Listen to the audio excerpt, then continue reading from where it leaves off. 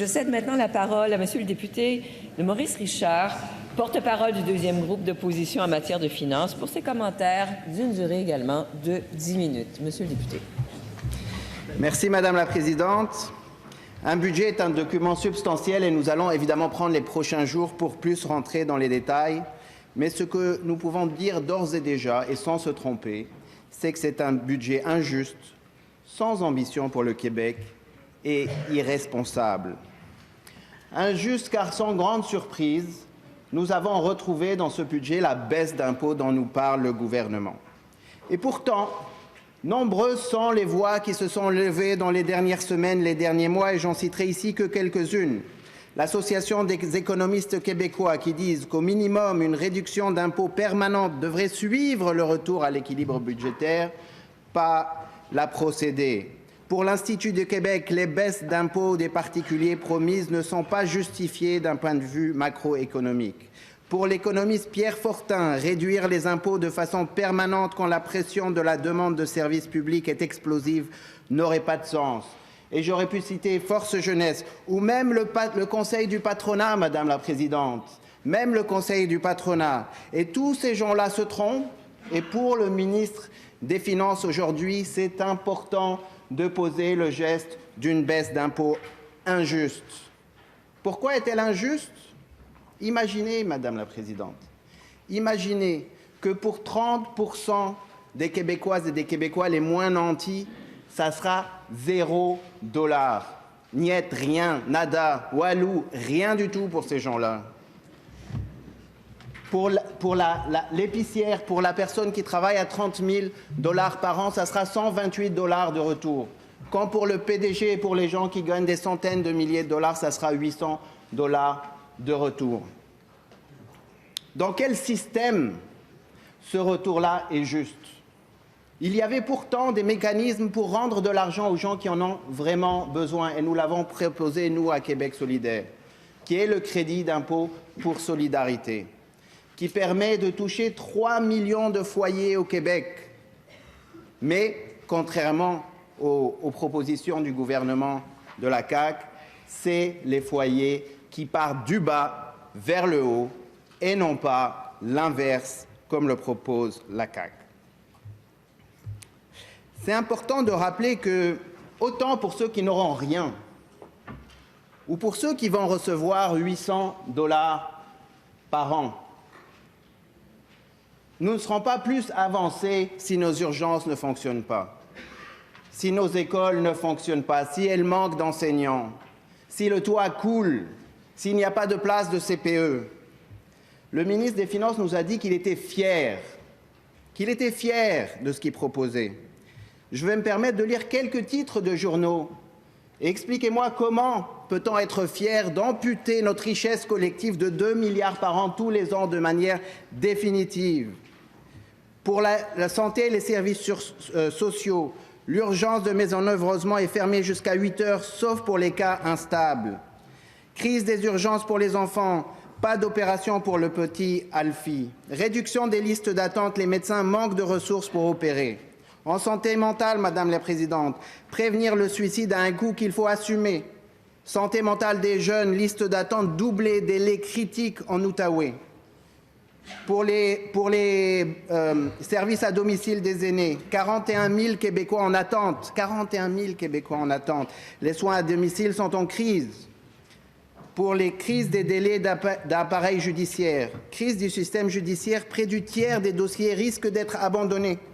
En éducation, en enseignement, le nombre de profs non qualifiés explose. Des services insuffisants pour les élèves en difficulté selon le protecteur des citoyens.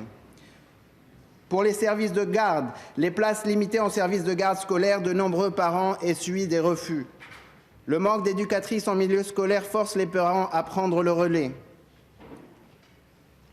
Je pourrais continuer comme ça longtemps et longtemps. Mais ce que je peux vous dire, c'est que rien ne me rend fier ici. Et je suis étonné, et peut-être que Monsieur le ministre des Finances ne lit pas assez le journal pour comprendre la situation dramatique de nos services. Et c'est nos services qui sont justement notre richesse collective.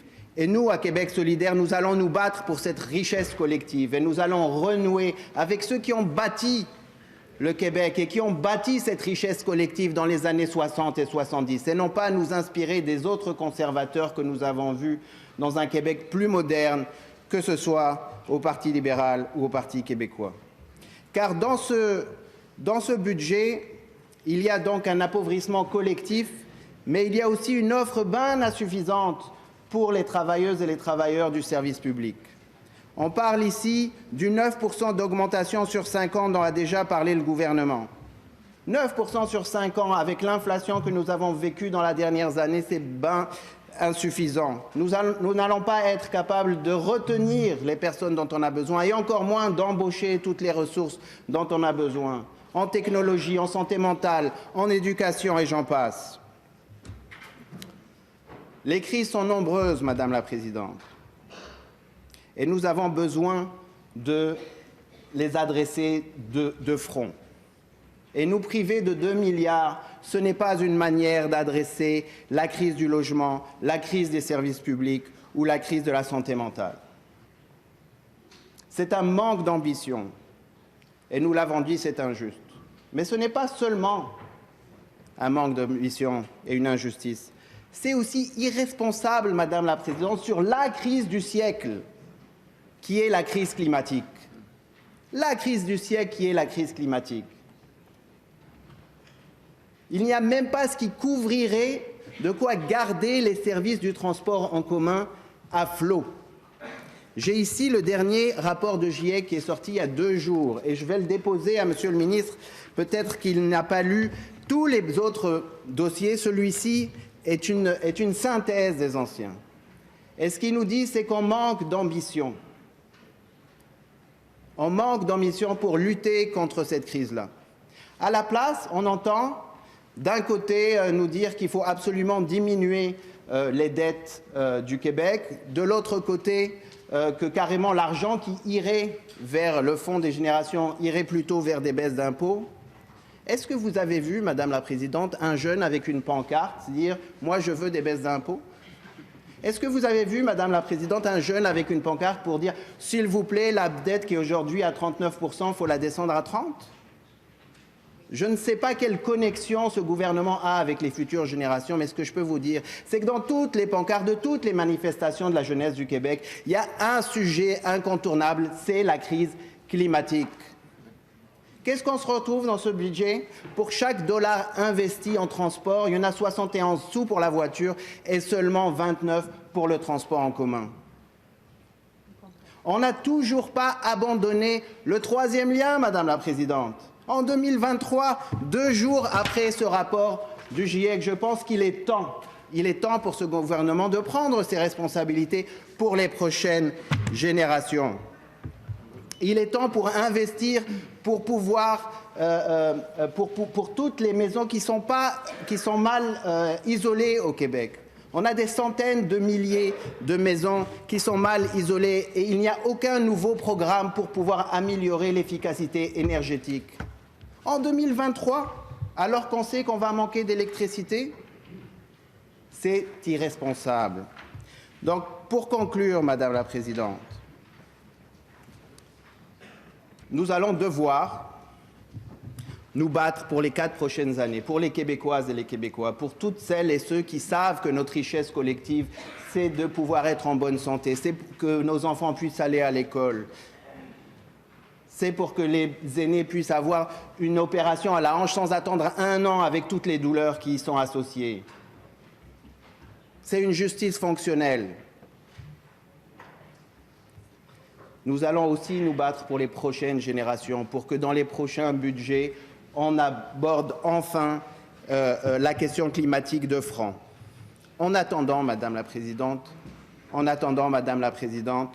que nous ayons enfin un gouvernement solidaire qui respecte les fonctionnaires, les travailleuses et les travailleurs, qui est là pour la classe moyenne qui a besoin de services et qui prévoit un avenir climatique meilleur qu'une baisse d'impôts dans une chaleur étouffante.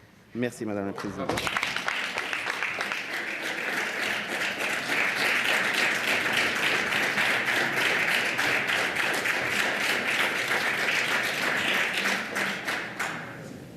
Merci, Monsieur le député.